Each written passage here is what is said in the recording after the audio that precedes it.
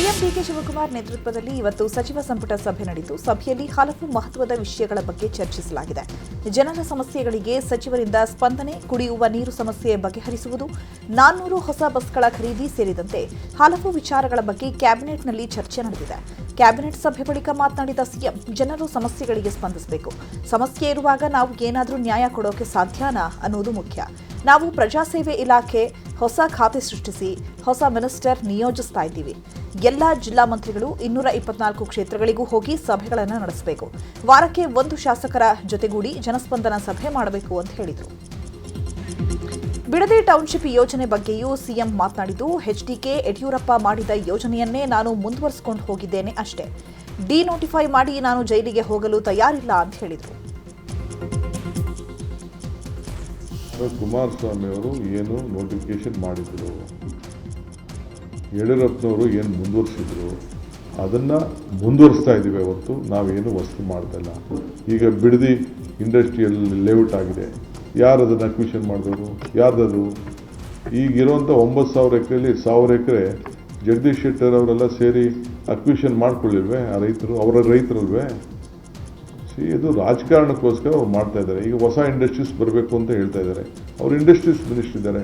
ಎಲ್ಲಿಂದ ಜಮೀನು ತೆಗೆದುಕೊಂಡು ಕೊಡಲಿ ಅಂತ ಅವರೇ ಹೇಳಿದ್ರೆ ನನಗೆ ಆಗ್ತದೆ. ನಾನು ಯಾರಿಗೂ ಏನು ಬಲವಂತ ಏನು ಮಾಡೋಕ್ಕೆ ಹೋಗ್ತಾ ಇಲ್ಲ. ನಾನು ಕುಮಾರಸ್ವಾಮಿ ಅವರು ಏನು ನೋಟಿಫಿಕೇಶನ್ ಮಾಡಿದ್ರು, ಯಡಿಯೂರಪ್ಪನವರು ಏನು ಮುಂದುವರಿಸಿದ್ರು, ಅದನ್ನು ಮುಂದುವರಿಸ್ತಾ ಇದ್ದೀವಿ. ಹೊರತು ನಾವೇನು ವಸ್ತು ಮಾಡ್ತಾಯಿಲ್ಲ. ಈಗ ಬಿಡದಿ ಇಂಡಸ್ಟ್ರಿಯಲ್ ಲೇಔಟ್ ಆಗಿದೆ. ಯಾರು ಅದನ್ನು ಅಕ್ವಿಷನ್ ಮಾಡಿದವರು? ಯಾರ್ದದು? ಈಗಿರುವಂಥ 9,000 ಎಕರೆಯಲ್ಲಿ 1,000 ಎಕರೆ ಜಗದೀಶ್ ಶೆಟ್ಟರ್ ಅವರೆಲ್ಲ ಸೇರಿ ಅಕ್ವಿಷನ್ ಮಾಡ್ಕೊಳ್ಳಿಲ್ವೇ? ಆ ರೈತರು ಅವರ ರೈತರಲ್ವೇ? ಇದು ರಾಜಕಾರಣಕ್ಕೋಸ್ಕರ ಅವ್ರು ಮಾಡ್ತಾ ಇದ್ದಾರೆ. ಈಗ ಹೊಸ ಇಂಡಸ್ಟ್ರೀಸ್ ಬರಬೇಕು ಅಂತ ಹೇಳ್ತಾ ಇದ್ದಾರೆ. ಅವ್ರು ಇಂಡಸ್ಟ್ರೀಸ್ ಮಿನಿಸ್ಟರ್ ಇದ್ದಾರೆ.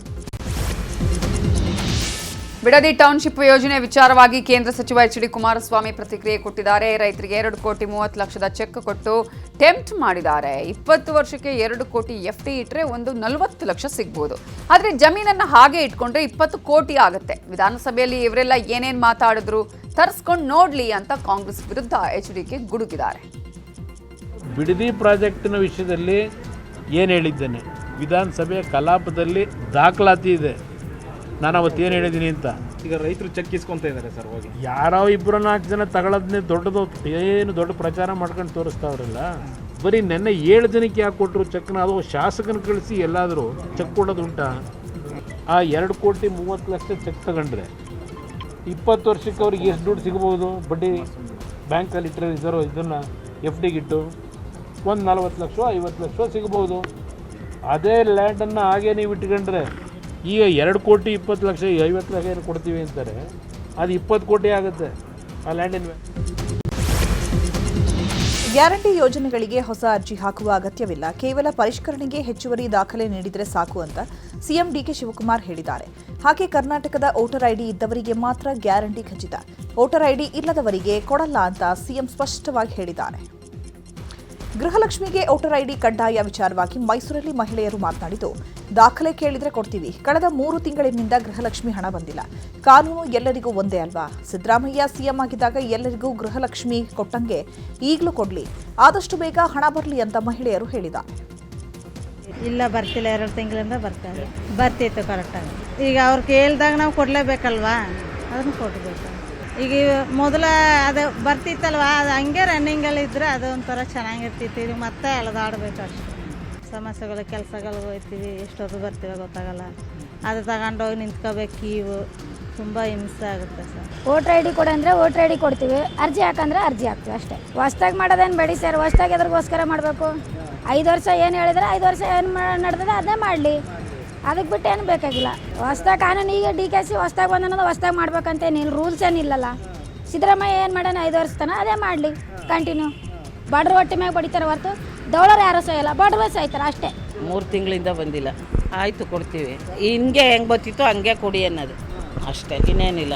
3 ತಿಂಗಳು ಅದೇ ಯಾಕೆ ಬಂದಿಲ್ಲ ಅಂದರೆ ಇವ್ರು ಇಳಿದ್ಬಿಟ್ಟು ಅವ್ರನ್ನ ಹತ್ತಿಸ್ಕೊಂಡ್ರಲ್ಲ, ಅದಕ್ಕೆ ಬಂದಿಲ್ವ ಏನೋ, ಯಾರೋ ಗೊತ್ತು. ಬರ್ತದೋ ಬಿಡ್ತದೋ ಅವ್ರಿಗೆ ಸೇರಿದ್ದು. ನಾವು ಕೇಳ್ತಾ ಇದ್ದೀವಿ ಅಷ್ಟೇ. ಇಲ್ಲ. ಗೃಹಲಕ್ಷ್ಮಿ ಪರಿಷ್ಕರಣೆಗೆ ಗದಗದಲ್ಲಿ ವ್ಯಾಪಕ ಆಕ್ರೋಶ ವ್ಯಕ್ತವಾಗಿದೆ. ಕಳೆದ 3 ತಿಂಗಳಿನಿಂದ ಗೃಹಲಕ್ಷ್ಮಿ ಹಣ ಜಮೆಯಾಗಿಲ್ಲ. ಆದರೆ ಸರ್ಕಾರ ಗೃಹಲಕ್ಷ್ಮಿ ಫಲಾನುಭವಿಗಳ ಪರಿಷ್ಕರಣೆ ಮಾಡ್ತಾ ಇದೆ. ಹೊಸದಾಗಿ ಜಾತಿ ಆದಾಯ, ಮತದಾನ ಚೀಟಿ, ಆಧಾರ್ ಕಾರ್ಡ್ ಸೇರಿದಂತೆ 10 ದಾಖಲೆಗಳನ್ನು ಕೇಳ್ತಿದ್ದಾರೆ. ಕೆಲಸ ಬಿಟ್ಟು ದಾಖಲೆಗಳನ್ನು ರೆಡಿ ಮಾಡುವ ಪರಿಸ್ಥಿತಿ ನಿರ್ಮಾಣ ಆಗಿದೆ. ನಿಜವಾದ ಫಲಾನುಭವಿಗಳಿಗೆ ತೊಂದರೆ ಆಗಬಾರದು ಅಂತ ಹೇಳಿದರು. ಅಷ್ಟು ಗೊಂದಲಗಳಂತ ಆಗ್ತಾ ಇದ್ದಾವೆ ಈಗ. ಸೊ ಮೊದಲು ಏನು ಸಿದ್ದರಾಮಯ್ಯ ಸರ್ಕಾರ ಇತ್ತು, ಆಲ್ರೆಡಿ ಡಾಕ್ಯುಮೆಂಟ್ಸ್ ಎಲ್ಲ ತೊಗೊಂಡಿದ್ದಾರೆ. ಸೊ ಈಗ ಮತ್ತೆ ಪರಿಷ್ಕರಣೆ ಮಾಡಿರಿ, ಮತ್ತೆ ನೀವು ಪ್ರತಿಯೊಂದು 10 ಡಾಕ್ಯುಮೆಂಟ್ಸ್ ಕೊಡ್ರಿ ಅಂದರೆ ಜನಗಳಿಗೆ ತುಂಬ ತೊಂದರೆ ಆಗ್ತಾ ಇದೆ. ಗ್ಯಾರಂಟಿ ಯೋಜನೆಗಳಲ್ಲಿ ಏನಿದೆ ಅದನ್ನ ನೇರವಾಗಿ ಕೊಟ್ಬಿಟ್ರೆ ಒಳ್ಳೆಯದು. ನಾವು ನೋಡ್ರಿ ಈಗ ಎಷ್ಟು ದಿನ ಸಿದ್ದರಾಮಯ್ಯ ಸರ್ಕಾರ ಇದ್ದಾಗ ನಮಗೇನು ಅನುಕೂಲ ಇತ್ತು, ಅವ್ರು 3 ವರ್ಷ ತನಕ ಕೊಟ್ಟಾರ, ಅದರಿಂದ ನಮಗೇನು ಇದು ಆಗಿದ್ದಿಲ್ಲ. ಆದರೆ ಇವರು DK ಅವರು ಬಂದಾಗಿಂದ ಅವ್ರು ಮತ್ತಿದು ಇದ್ದವ್ರದ್ದು ಕೊಡಲಿ, ಸತ್ತವ್ರದ್ದು ತೆಗಿಲಿ, ನಂಗೆ ಅದು ಒಪ್ಪಿಗೆ ಐತಿ, ಇಲ್ಲಂತಲ್ಲ. ಆದ್ರೆ ಇಷ್ಟೆಲ್ಲ ಡಾಕ್ಯುಮೆಂಟ್ಸ್ ಹೊಂದ್ಸಂದ್ರೆ ಆಗಂಗಿಲ್ಲ ಯಾರಿಗೆ, ಯಾಕಂದ್ರೆ ಕೆಲ್ಸಕ್ಕೆ ಹೋಗೋರಿರ್ತೇವೆ ನಾವು, ಮತ್ತು ಇವೆಲ್ಲ ಡಾಕ್ಯುಮೆಂಟ್ಸ್ ಹೊಂದ್ಸಂದ್ರೆ ಎಲ್ಲಿಂದ ಹೊಂದಿಸೋದು ರೀ? ಲಕ್ಷ್ಮೀ ಗೃಹಜ್ಯೋತಿಯನ್ನು ಭಾಳ ಅನುಕೂಲ ಮಾಡಿಕೊಟ್ಟೈತಿ. ಇದನ್ನೆಲ್ಲರೂ ಫಲಾನುಭವಿಗಳು ಅನುಭವಿಸ್ಯಾರ. ಅದೇ ರೀತಿ ಮುಂದುವರ್ಸ್ಕೊಂಡು ಹೋಗ್ರಿ. ನೀವು 12 ರೀತಿ ಕಾನೂನುಗಳನ್ನು ತಂದು 10 ಡಾಕ್ಯುಮೆಂಟ್ಸ್ನು ಒದಗಿಸ್ಕೊಡ ಅಂದ್ರೆ ಜನಸಾಮಾನ್ಯರಿಗೆ ಭಾಳ ತೊಂದರೆ ಆಗ್ತೈತಿ. ಇವೆಲ್ಲ ಡಾಕ್ಯುಮೆಂಟ್ಸ್ ಕೇಳಿ ವಿಧಾನ ಪರಿಷತ್ ಚುನಾವಣೆಯಲ್ಲಿ ಜೆಡಿಎಸ್ ಅಭ್ಯರ್ಥಿಗೆ ಸೋಲು ವಿಚಾರವಾಗಿ ಕೇಂದ್ರ ಸಚಿವ HD ಕುಮಾರಸ್ವಾಮಿ ಪ್ರತಿಕ್ರಿಯಿಸಿದ್ದಾರೆ. ನಾವು ಚುನಾವಣೆ ಗೆಲ್ತೇವೆ ಅಂತ ಅಭ್ಯರ್ಥಿ ಹಾಕಿರಲಿಲ್ಲ, ಪರೀಕ್ಷೆ ಮಾಡಬೇಕು ಅಂತ ನಾನು ಅಭ್ಯರ್ಥಿ ಹಾಕಿದ್ದೆ. ಈ ಚುನಾವಣೆಯಿಂದ ಮೈತ್ರಿಯಲ್ಲಿ ಬಿರುಕಾಗಿಲ್ಲ. ದಿಲ್ಲಿಗೆ ಹೋದಾಗ ಬಿಜೆಪಿ ಅಧ್ಯಕ್ಷರನ್ನ ಭೇಟಿ ಮಾಡ್ತೇನೆ, ಅಡ್ಡ ಮತದಾನದ ಬಗ್ಗೆ ಮಾಹಿತಿ ಕೊಡ್ತೇನೆ. ಕಾಂಗ್ರೆಸ್ ಉದ್ದೇಶವೇ ಮೈತ್ರಿಯಲ್ಲಿ ಬಿರುಕು ಮೂಡಿಸೋದು ಅಂತ HDK ಹೇಳಿದರು. ಅದನ್ನು ಭಾಳ ಸ್ಪಷ್ಟವಾಗಿ ನಾನು ಹೇಳ್ತೀನಿ, ನಾನು ಚುನಾವಣೆ ಗೆಲ್ತೀನಿ ಅಂತ ಅಭ್ಯರ್ಥಿ ಹಾಕಿದ್ದಲ್ಲ. ಇದು ಮುಂದಿನ ದಿನಗಳು ಯಾವ ರೀತಿ ಆಗ್ಬೋದು ಅಂತ ಪರೀಕ್ಷೆ ಮಾಡಲಿಕ್ಕೆ ಹಾಕಿದಂಥದ್ದು. ಈ ಒಂದು ವಿಧಾನ ಪರಿಷತ್ತಿನ ಚುನಾವಣೆಯಿಂದ ಯಾವುದೇ ಕಾರಣಕ್ಕೂ BJP ಮತ್ತು JDSನ ಯಾವುದೇ ರೀತಿಯ ಬೆರುಕನ್ನು ಯಾರೂ ತರಲಿಕ್ಕೆ ಸಾಧ್ಯ ಇಲ್ಲ. ಅದನ್ನು ಭಾಳ ಸ್ಪಷ್ಟವಾಗಿ ನಾನು ಹೇಳ್ತೀನಿ. ನಾನು ಸಹ ದೆಹಲಿಗೆ ಹೋದಾಗ BJPಯ ರಾಷ್ಟ್ರೀಯ ಅಧ್ಯಕ್ಷನ ಭೇಟಿ ಮಾಡಿ ಯಾವೊಂದು ಹಿನ್ನೆಲೆ ಒಳಗೆ ಇವೆಲ್ಲ ಡೆವಲಪ್ಮೆಂಟ್ ಇದೆ, ಇದು ಎಲ್ಲದರ ಮಾಹಿತಿಗಳನ್ನು ಅವರಿಗೆ ಕೊಡ್ತಕ್ಕಂಥದ್ದು ನಾನು ನಿರ್ಧಾರ ಮಾಡಿದ್ದೇನೆ. ಪರಿಷತ್ ಚುನಾವಣೆಯಲ್ಲಿ ಬಿಜೆಪಿ ಶಾಸಕ ಶ್ರೀವತ್ಸ ಚಲಾಯಿಸಿದ ಮತ ಅಸಿಂಧು ಆಗಿದೆ ಎಂಬ ಆರೋಪಕ್ಕೆ ಮೈಸೂರಿನಲ್ಲಿ ಶಾಸಕ ಶ್ರೀವತ್ಸ ಸ್ಪಷ್ಟನೆ ನೀಡಿದ್ದಾರೆ. ನಾನು ಚಲಾಯಿಸಿದ ಮತ ಅಸಿಂಧು ಆಗಿದೆ ಅಂತ ಸುಳ್ಳು ವದಂತಿ ಹಬ್ಬಿದ್ದಾರೆ. ಇದೊಂದು ವ್ಯವಸ್ಥಿತ ಷಡ್ಯಂತ್ರ. ನಾನು ಮತ ಚಲಾಯಿಸಲು ಆಗದ್ದಷ್ಟು ಅಪ್ರಬುದ್ಧನಲ್ಲ. ನಾನು ವಿವೇಚನೆಯಿಂದ ಮತ ಚಲಾಯಿಸಿದ್ದೇನೆ.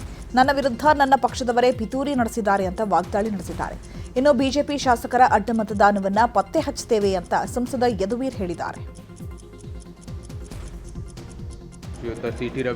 ವ್ಯಾಪಾರ ಆಗಿದೆಯಲ್ವ, ಅದು ಹೆಂಗಿದ್ರು ಒಂದು ಸತ್ಯಶೋಧನಾ ಸಮಿತಿ ಮಾಡಿದ್ದಾರೆ. ಎರಡನೇದು ರಾಜ್ಯದ ಅಧ್ಯಕ್ಷರು ಮತ್ತು ನಮ್ಮ ವಿರೋಧ ಪಕ್ಷದ ನಾಯಕರಿಗೆ ಗೊತ್ತಿದೆ.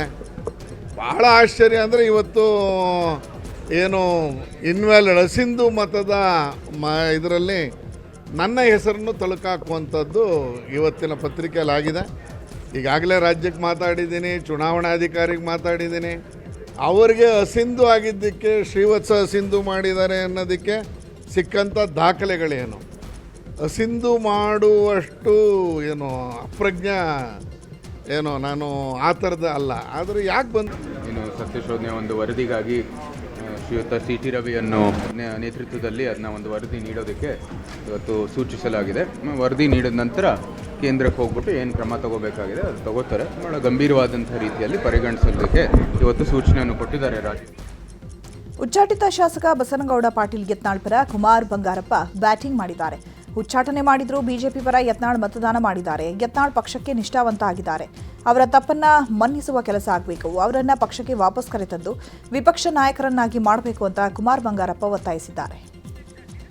ಪರಿಷತ್ ಚುನಾವಣೆಯಲ್ಲಿ ಅಡ್ಡ ಮತದಾನದ ವಿಚಾರವಾಗಿ ನೂತನ MLC ರಘು ಕೌಟಿಲ್ಯ ಮಾತನಾಡಿದ್ದಾರೆ.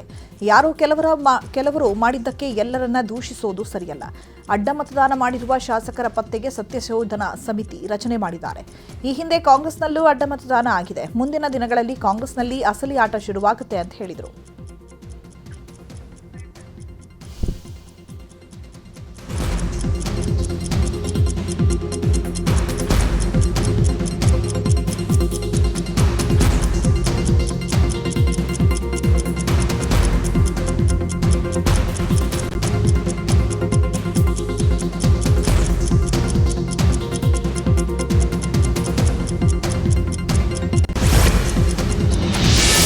ಚುನಾವಣೆಯಲ್ಲಿ ಅಡ್ಡ ಮತದಾನದ ವಿಚಾರವಾಗಿ ಗೃಹ ಸಚಿವ ಪ್ರಿಯಾಂಕ್ ಖರ್ಗೆ ಪ್ರತಿಕ್ರಿಯಿಸಿದ್ದಾರೆ. ಬಿಜೆಪಿ ಜೆಡಿಎಸ್ ವಿರುದ್ಧ ಗುಡುಗಿದ್ದಾರೆ. ಬಿಜೆಪಿ ಜೆಡಿಎಸ್ ಶಾಸಕರು ನಿಮ್ಮ ನಾಯಕತ್ವವನ್ನು ತಿರಸ್ಕಾರ ಮಾಡಿದ್ದಾರೆ, ಅದಕ್ಕಾಗಿ ಕ್ರಾಸ್ ವೋಟಿಂಗ್ ಮಾಡಿ ನಮ್ಮನ್ನು ಗೆಲ್ಲಿಸಿದ್ದಾರೆ. ನಾವ್ಯಾರೂ ಆಮಿಷ ಕೊಟ್ಟಿಲ್ಲ, ಬಿಜೆಪಿಯಿಂದ ನಾವು ಯಾವುದೂ ಪಾಠ ಕಲಿಯಬೇಕಿಲ್ಲ. ವಿಜೇಂದ್ರ ಹಾಗೂ ಅಶೋಕ್ ನಾಯಕತ್ವ ಇಷ್ಟ ಇಲ್ಲ ಅಂತ ತಾನೇ ತಿರಸ್ಕಾರ ಮಾಡಿರೋದು. 7 ಜನ ಅಡ್ಡ ಮತದಾನ ಆಗಿದೆ ಅಂದ್ರೆ ಯತ್ನಾಳ್ ಹೇಳಿದ್ದು ನಿಜ ಆಯ್ತಲ್ವಾ ಅಂತ ಪ್ರಿಯಾಂಕ್ ಹೇಳಿದ್ದಾರೆ. ರಾಜ್ಯದಲ್ಲಿ ಕುಡಿಯುವ ನೀರಿಗೆ ಹಾಹಾಕಾರ ಶುರುವಾಗಿದೆ. ಈ ಮಧ್ಯೆ ತಮಿಳುನಾಡಿಗೆ ನೀರು ಕೊಡ್ತೀವಿ ಅಂತ ಜಲಸಂಪನ್ಮೂಲ ಸಚಿವ ರಾಮಲಿಂಗಾರೆಡ್ಡಿ ಹೇಳಿದ್ದಾರೆ. ತಮಿಳುನಾಡಿಗೆ ನಿಗದಿ ಆದಂತೆ ಕೆಆರ್ಎಸ್ ನೀರು ಕೊಡ್ತೀವಿ. ಕೆಆರ್ಎಸ್ನಲ್ಲಿ ಈಗ ಬರೀ 16 ಟಿಎಂಸಿ ನೀರಿದೆ.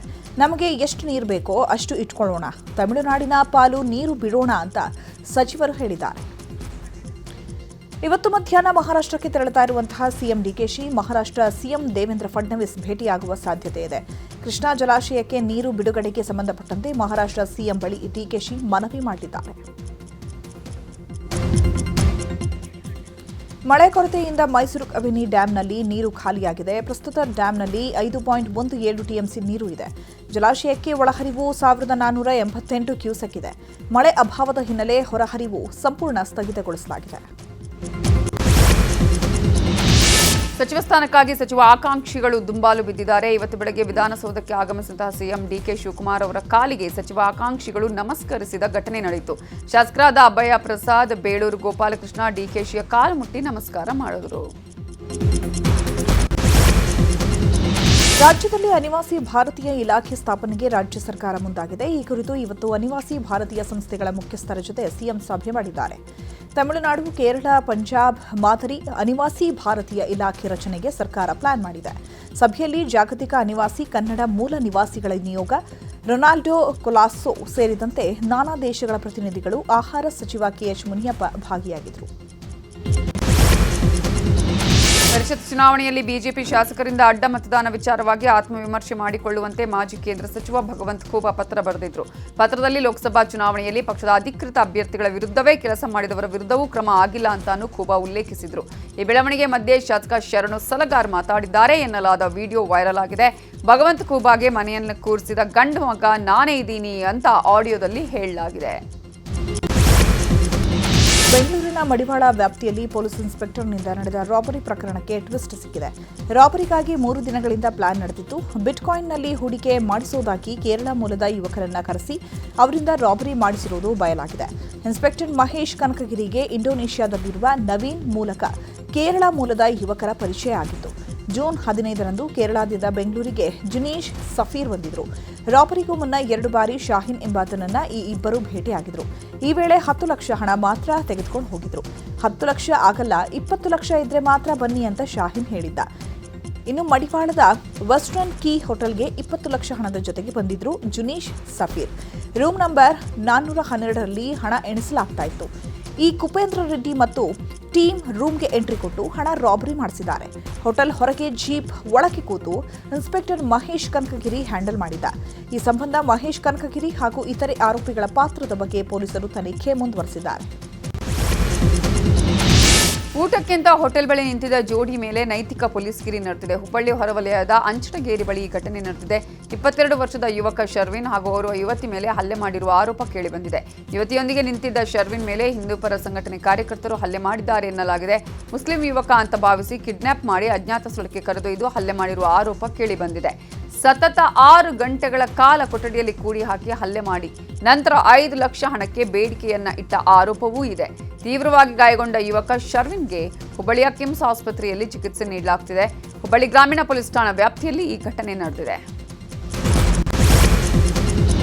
ಉಡುಪಿ ಜಿಲ್ಲೆಯ ಮಲ್ಪೆ ಪೊಲೀಸ್ ಠಾಣಾ ವ್ಯಾಪ್ತಿಯ ತೊಟ್ಟಂನಲ್ಲಿರುವ ವಿಶ್ರಾಮ್ ಹೋಮ್ ಸ್ಟೇ ಮೇಲೆ ಪೊಲೀಸರು ದಿಢೀರ್ ದಾಳಿ ನಡೆಸಿದ್ದಾರೆ. ದಾಳಿ ವೇಳೆ ಒಟ್ಟು 23,000 ಮೌಲ್ಯದ 43.54 ಗ್ರಾಂ ಗಾಂಜಾ ಸಿಕ್ಕಿದ್ದು ವಶಪಡಿಸಿಕೊಳ್ಳಲಾಗಿದೆ. 7 ಮಂದಿ ಆರೋಪಿಗಳನ್ನು ಬಂಧಿಸಲಾಗಿದೆ. ನಾಸಿಲ್, ಮೊಹಮ್ಮದ್ ಅಜರುದ್ದೀನ್, ಮೊಹಮ್ಮದ್ ಅಫ್ನಾನ್, ವಿಘ್ನೇಶ್, ಬಸವರಾಜು, ರಿಕೀತ್, ಗೀತಾಂಜಲಿ, ಜಿನಾ ಬಂಧಿತ ಆರೋಪಿಗಳು. ಜನೌಷಧಿ ಕೇಂದ್ರಗಳ ಮೇಲೆ ಆರೋಗ್ಯ ಇಲಾಖೆ ದಾಳಿ ನಡೆಸಿದ ವಿಚಾರವಾಗಿ ಆರೋಗ್ಯ ಸಚಿವ ಯುಟಿ ಖಾದರ್ ಪ್ರತಿಕ್ರಿಯಿಸಿದ್ದಾರೆ. ಜನೌಷಧಿ ಕೇಂದ್ರ ಜನಸಾಮಾನ್ಯರ ಆರೋಗ್ಯದ ಮೇಲೆ ಪರಿಣಾಮ ಬೀರ್ತಿದೆ. ಪ್ರತಿ ಜನೌಷಧಿ ಕೇಂದ್ರಕ್ಕೂ ನಿಯಮ ಇದೆ, ಸರಿಯಾಗಿ ನಡೀತಾ ಇದೆಯಾ ಇಲ್ವಾ ಅನ್ನುವ ಪರಿಶೀಲನೆಯನ್ನು ನಡೆಸುತ್ತಿದ್ದಾರೆ ಅಂತ ಸಚಿವರು ಹೇಳಿದ್ದಾರೆ. ಗಂಧದ ಮರ ಕಳ್ಳತನ ಪ್ರಕರಣವನ್ನು ಬೆಂಗಳೂರು ಗ್ರಾಮಾಂತರ ಜಿಲ್ಲೆಯ ದೊಡ್ಡಬಳ್ಳಾಪುರ ನಗರ ಪೊಲೀಸರು ಯಶಸ್ವಿ ಕಾರ್ಯಾಚರಣೆ ನಡೆಸಿದ್ದಾರೆ. ಇಬ್ಬರು ಆರೋಪಿಗಳನ್ನು ಬಂಧಿಸಿ ಅವರಿಂದ 30 ಲಕ್ಷಕ್ಕೂ ಅಧಿಕ ಮೌಲ್ಯದ ಗಂಧದ ಮರಗಳನ್ನು ಪೊಲೀಸರು ವಶಪಡಿಸಿಕೊಂಡಿದ್ದಾರೆ. ಕೃಷ್ಣಾ ನದಿಯಲ್ಲಿ ಅಕ್ರಮ ದಂಧೆಕೋರರ ಅಟ್ಟಹಾಸ ಮಿತಿ ಮೀರಿದೆ. ಬಾಗಲಕೋಟೆಯ ಜಮಖಂಡಿ ಬಳಿ ನದಿಯಲ್ಲಿ ರಾತ್ರೋರಾತ್ರಿ ಮರಳು ಮಣ್ಣು ಕದ್ದು ಸಾಗಿಸಲಾಗುತ್ತಿದೆ. ದಾಳಿ ಮಾಡಿದ ಅಧಿಕಾರಿಗಳ ಮನೆಗೆ ನುಗ್ಗಿ ದಂಧೆಕೋರರು ಬೆದರಿಕೆ ಹಾಕಿದ್ದು ಈ ಸಂಬಂಧ ಹಲ್ಲೆಕೋರರ ಮೇಲೆ ಎಫ್ಐಆರ್ ದಾಖಲಾಗಿದೆ. ಕೊಪ್ಪಳದಲ್ಲಿ ಏರ್ಪೋರ್ಟ್ ಯೋಜನೆ ನೆನೆಗುದಿಗೆ ಬಿದ್ದಿದೆ. 2014ರಲ್ಲೇ ವಿಮಾನ ನಿಲ್ದಾಣಕ್ಕೆ ಮಂಜೂರಾಗಿದೆ. ಆದರೆ ಭೂಸ್ವಾಧೀನ ವಿಳಂಬ ಹಿನ್ನೆಲೆ ಯೋಜನೆ ನೆನೆಗುದಿಗೆ ಬಿದ್ದಿದೆ. ರಾಜ್ಯ ಸರ್ಕಾರ ಭೂಮಿ ಸಮೀಕ್ಷೆಯಷ್ಟೇ ಮಾಡಿದ್ದು, ಭೂಸ್ವಾಧೀನಕ್ಕಾಗಿ ಕೆಕೆಆರ್ಟಿಪಿ 40 ಕೋಟಿ ಅನುದಾನ ಮೀಸಲಿಟ್ಟಿತ್ತು. ಈವರೆಗೂ ವಿಮಾನ ನಿಲ್ದಾಣ ನಿರ್ಮಾಣಕ್ಕೆ ಭೂಸ್ವಾಧೀನ ಆಗದ ಹಿನ್ನೆಲೆ 40 ಕೋಟಿ ಹಣ ಬಳಕೆ ಆಗದೆ ಹಾಗೆ ಉಳ್ಕೊಂಡಿದೆ. ಲೈಂಗಿಕವಾಗಿ ಸಹಕರಿಸಲು ಮಹಿಳೆಗೆ ನಿರಂತರವಾಗಿ ಕಿರುಕುಳ ಕೊಟ್ಟಿರುವ ಆರೋಪದ ಹಿನ್ನೆಲೆ ಶಿವಮೊಗ್ಗದ ಕೆಎಸ್ಆರ್ಪಿ ಪೇದೆಯ ವಿರುದ್ಧ ಎಫ್ಐಆರ್ ದಾಖಲಾಗಿದೆ. ಹನುಮಂತ ಸಿದ್ದಪ್ಪ ಕೊನಬೇವು ಅನ್ನುವರ ವಿರುದ್ಧ ಹರಿಹರ ಗ್ರಾಮಾಂತರ ಠಾಣೆಯಲ್ಲಿ ಕೇಸ್ ದಾಖಲಾಗಿದೆ. ಹಾವೇರಿ ಜಿಲ್ಲೆಯಲ್ಲಿ ಗಣಚೂರು ಚಿನ್ನದ ಗಣಿಗಾರಿಕೆ ಮತ್ತೆ ಸದ್ದು ಮಾಡ್ತಾ ಇದೆ. ಗಡ್ಚಿರೋಲಿ ಕಬ್ಬಿಣದ ಗಣಿಗೆ ಸುಪ್ರೀಂ ಕೋರ್ಟ್ ಗ್ರೀನ್ ಸಿಗ್ನಲ್ ಬೆನ್ನಲ್ಲೇ ಮತ್ತೆ ಚಿನ್ನದ ಗಣಿಗಾರಿಕೆಗೆ ಡೆಕ್ಕನ್ ಗೋಲ್ಡ್ ಮೈನ್ಸ್ ಕಂಪನಿ ಸಿದ್ಧತೆ ನಡೆಸಿದೆ. ಬೀದರ್ನಲ್ಲಿ ಉಪಲೋಕಾಯುಕ್ತ ಬಿ ವೀರಪ್ಪ ಮಿಂಚಿನ ಸಂಚಾರ ಮಾಡಿದ್ದು, ಬೀದರ್ ಜಿಲ್ಲೆಯ ಸುಲ್ತಾನ್ಪುರ ಗ್ರಾಮಕ್ಕೆ ಭೇಟಿ ಕೊಟ್ಟು ತ್ಯಾಜ್ಯ ವಿಲೇವಾರಿ ಘಟಕವನ್ನು ಪರಿಶೀಲನೆ ನಡೆಸಿದರು. ನಾಳೆ ದೇಶದಾದ್ಯಂತ ನೀಟ್ ಮರುಪರೀಕ್ಷೆ ನಡೆಯಲಿದೆ. ಬೆಂಗಳೂರಲ್ಲೂ ನೀಟ್ ಪರೀಕ್ಷೆ ನಡೆಯಲಿದ್ದು ಭಾರೀ ಭದ್ರತೆ ಕೈಗೊಳ್ಳಲಾಗಿದೆ. ಈಗಾಗಲೇ ಎನ್ಟಿಎ ಕಟ್ಟುನಿಟ್ಟಿನ ಮಾರ್ಗಸೂಚಿ ಹೊರಡಿಸಿದೆ. ಮಂಡ್ಯ ಮನ್ಮೂಲ್ನಿಂದ ಕೆರೆಗೆ ವಿಷಯುಕ್ತ ನೀರು ಹರಿಸಿರುವ ಆರೋಪ ಕೇಳಿಬಂದಿದ್ದು, ಮದ್ದೂರು ತಾಲೂಕಿನ ಕುದುರೆಗುಂಡಿ ಕೆರೆಯಲ್ಲಿ ಸಾವಿರಾರು ಮೀನುಗಳು ಸಾವನ್ನಪ್ಪಿವೆ. ಆರ್ಟಿಒ ನೋಂದಣಿ ಅವಧಿ ಮುಗಿದಿದ್ರೂ ಬಳಕೆ ಮಾಡಲಾಗ್ತಾ ಇದ್ದಂತಹ ಸರ್ಕಾರಿ ವಾಹನವನ್ನೇ ಪೊಲೀಸರು ವಶಪಡಿಸಿಕೊಂಡಿದ್ದಾರೆ. ಕಾರವಾರದಲ್ಲಿ ಘಟನೆ ನಡೆದಿದೆ. ಕಾರವಾರ ಕಾರಾಗೃಹ ಸೂಪರಿಂಟೆಂಡೆಂಟ್ ವಾಹನ ಜಪ್ತಿ ಮಾಡಲಾಗಿದೆ. ಬೆಳಗಾವಿಯಲ್ಲಿ ಎಂಇಎಸ್ ಕಾರ್ಯಕರ್ತರಿಂದ ಹೈ ಡ್ರಾಮಾ ನಡೆದಿದೆ. ಹುಕ್ಕೇರಿ ತಾಲೂಕಿನ ಹತ್ತರಗಿ ಟೋಲ್ ಬಳಿ ಧರಣಿ ಕೂತು ಪ್ರತಿಭಟನೆಯನ್ನು ನಡೆಸಲಾಗಿದೆ. ಕೋಟೆನಾಡು ಚಿತ್ರದುರ್ಗದಲ್ಲಿ ನ್ಯೂಸ್ 18 ಕನ್ನಡ ಅರ್ಪಿಸುವ ಕರುನಾಡ ಹಬ್ಬ ವಿಜೃಂಭಣೆಯಿಂದ ನಡೀತಾ ಇದೆ. ಕರುನಾಡಿನ ಕಲೆ ಸಿರಿ ವೈಭವವನ್ನು ಹೇಳುವಂತಹ ಈ ಕಾರ್ಯಕ್ರಮದಲ್ಲಿ ಭರ್ಜರಿ ರೆಸ್ಪಾನ್ಸ್ ಕೂಡ ಸಿಗ್ತಾ ಇದೆ. ಇವತ್ತು 2ನೇ ದಿನದ ಕಾರ್ಯಕ್ರಮ ನಡೀತಾ ಇದ್ದು, ಕುಕಿಂಗ್ ಕಾಂಪಿಟೇಷನ್ನಲ್ಲಿ ಚಿತ್ರದುರ್ಗದ ಮಹಿಳೆಯರು ಭಾಗಿಯಾಗಿ ಹಲವು ತರಹೇವಾರಿ ರುಚಿಯಾದ ತಿಂಡಿ ತಿನಿಸುಗಳನ್ನು ಮಾಡಿದ್ದಾರೆ.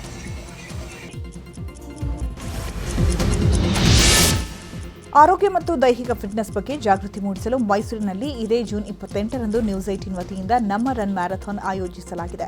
ಮಕ್ಕಳಿಗಾಗಿ 1 ಕಿಲೋಮೀಟರ್ ಹಾಗೂ 2 ಕಿಲೋಮೀಟರ್ ನಿಗದಿಪಡಿಸಲಾಗಿದೆ. 3, 5, 10 ಕಿಲೋಮೀಟರ್ ಓಟಕ್ಕೆ ಯಾವುದೇ ಸಮಯ ಮಿತಿ ಇಲ್ಲ. 5 ಮತ್ತು 10 ಕಿಲೋಮೀಟರ್ ಓಟಕ್ಕೆ ನಿಗದಿತ ಟೈಮ್ ಫಿಕ್ಸ್ ಮಾಡಲಾಗಿದೆ. ವಿಜೇತರಾದ ಸ್ಪರ್ಧಿಗೆ 1 ಲಕ್ಷ ಬಹುಮಾನ ನೀಡಲಾಗುತ್ತೆ. ಸ್ಕ್ರೀನ್ ಮೇಲೆ ಕಾಣ್ತಾ ಇರೋ QR ಕೋಡ್ ಸ್ಕ್ಯಾನ್ ಮಾಡಿ ಆಸಕ್ತರು ರಿಜಿಸ್ಟ್ರೇಷನ್ ಮಾಡಿಸಿಕೊಳ್ಳಬಹುದು.